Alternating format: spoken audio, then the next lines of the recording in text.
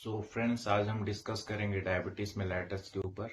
Diabetes mellitus होता क्या है? ये टाइप 2 डायबिटीज मेलेटस तब होता है जब आपका बॉडी पर्याप्त मात्रा में इंसुलिन नहीं बना पाता या इंसुलिन के रेजिस्टेंस हो जाता है।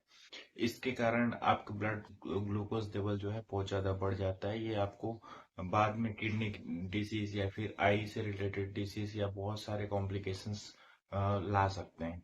टाइप 2 डायबिटीज एक पुरानी स्थिति होती है जब आपके रक्त शर्करा का स्तर लगातार हाइपरग्लाइसीमिया होता है, ऊंचा बढ़ा रहता है। एक स्वस्थ व्यक्ति में ब्लड ग्लूकोज का जो लेवल होता है नॉर्मल रेंज, वो 70 से 99 मिलीग्राम प्रति डेसीलीटर होता है। यदि आपको टाइप 2 डायबिटीज का निदान नहीं हुआ है तो आपको स्तर 126 मिलीग्राम पर डीएल या फिर उससे अधिक हो सकता है। टाइप 2 डायबिटीज इसलिए होता है क्योंकि आपका जो अग्नाशय है, जिसे हम पैंक्रियास बोलते हैं, पर्याप्त मात्रा में इंसुलिन जो एक हार्मोन होता है नहीं बना पाता। आपका शरीर इंसुलिन का ठीक से उपयोग नहीं करता है, या दोनों स्थिति में टाइप 1 मधुमेह से भिन्न है, जो तब होता है जब आपके अग्नाशय पर एक ऑटोइम्यून डिसऑर्डर के कारण जो खुद के सेल्स जो है वहां पे अटैक करते हैं। परिणाम स्वरूप इंसुलिन उत्पादन की कुल कमी हो जाती है। टाइप 2 डायबिटीज कितना आम बात है? तो भारत में 10 करोड़ से ज्यादा लोग टाइप 2 डायबिटीज के शिकार हैं, एज पर दी आईसीएमआर के रिपोर्ट में जो लैंसेट में छपा हुआ था। आईसीएमआर की रिपोर्ट बताती कि 1 मिलियन यानी 10 करोड़ लोग, 10 लाख लोग डायबिटीज के मरीज हैं। भारत में हर साल डायबिटीज पर कितना खर्च होता है? तो डायबिटीज की एक प्रमुख जो है गैर संचारी रोग है, जबकि मृत्यु दर बढ़ रही है। बीमारी के प्रबंधन की लागत भी बढ़ रही है। अखिल भारतीय औसत मासिक व्यय प्रति व्यक्ति पीपीएम जो है 1098 रुपए बताया है, जो कि प्रति व्यक्ति 13,179 रुपए का वार्षिक व्यय है। टाइप 2 डायबिटीज के लक्षण क्या है? तो टाइप 2 डायबिटीज के प्रमुख लक्षण है, समय के साथ धीरे धीरे विकसित होते हैं।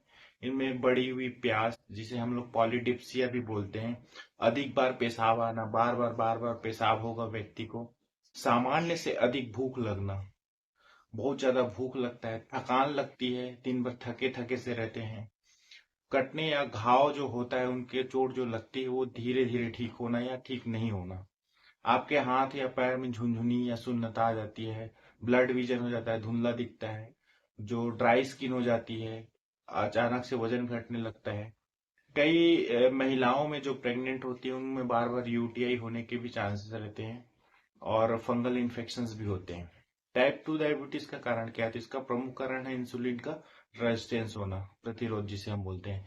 इंसुलिन प्रतिरोध तब होता है जब आपकी मांसपेशियों, वसा और यकृत कोश क्या है, इंसुलिन के प्रति प्रतिक्रिया नहीं करती जैसे उन्हें करनी चाहिए। इंसुलिन एक हार्मोन है जिसे आपका अग्नाशय बनाता है, जो जीवन और रक्त ब्लड ग्लूकोज स्तर को नियंत्रित करने के लिए आवश्यक है। कई कारक इंसुलिन प्रतिरोध में योगदान कर सकते हैं, जिनमें कुछ कारक है जो मैं आपसे डिस्कस करूंगा, जैसे जेनेटिक्स कारण है, बहुत सारे फैट जो जमा हो जाते हैं हमारे पेट में और आसपास के अंगों में, आंतों की जो चर्बी होती है वो भी डायबिटीज मेलिटस कॉज करता है।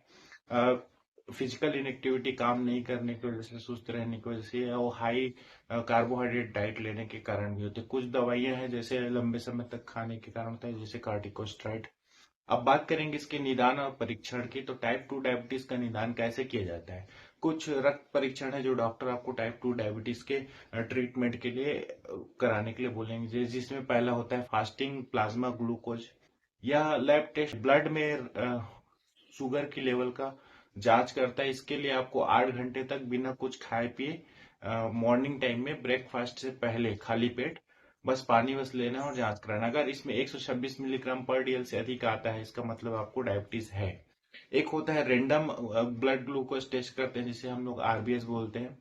इसमें आप किसी भी समय खाना खा के करवा सकते हैं, जिसको खाना खाने के बाद होता है रेंडम, किसी भी टाइम इसको हम लोग रेंडम ब्लड ग्लूकोज। अगर ये 200 से ऊपर है, इसका मतलब आपको डायबिटीज है। HbA1c, जिसमें हम पिछले 2-3 महीनों के अंतराल में औसत जो हमारे ब्लड ग्लूकोज लेवल है वो 6.5 या इससे अधिक का अगर रिजल्ट देता है तो आपको मधुमेह या फिर डायबिटीज है।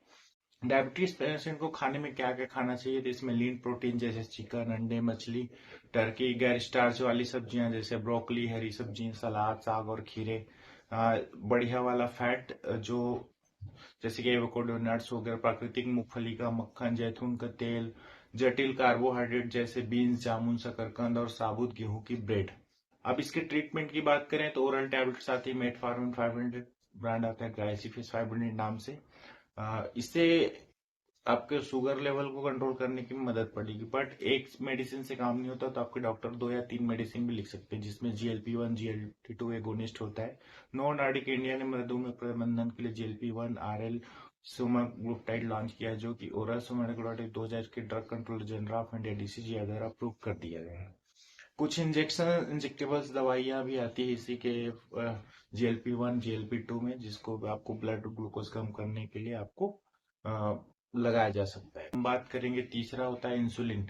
तो जो सिंथेटिक इंसुलिन है, अ, अगर आपका blood glucose level more than 400 से ऊपर जा रहा है तो आपको इंसुलिन की जरूरत पड़ती है।